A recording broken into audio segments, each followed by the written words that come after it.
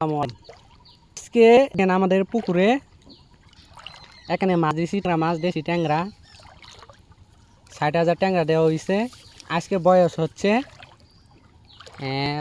35 দিন, প্রায় 1200 লাইনের মাছ এসেছে।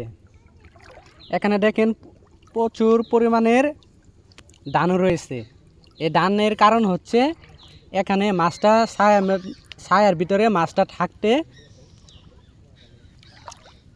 থাকতে পারে।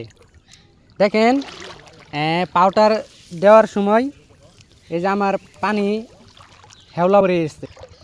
হেওলার জন্য আমি দিচ্ছি 500 সরপুটি এবং 200 মিরকা দিচ্ছি। দেখেন পানির রঙটা খুবই কালার এসেছে। এখানে সার এবং গোবর দেওয়া হচ্ছে। এই যে দেখতে পাচ্ছেন পুকুরে অনেক প্রাকৃতিক খাদ্য রয়েছে। এই যে দেখেন হেওলা।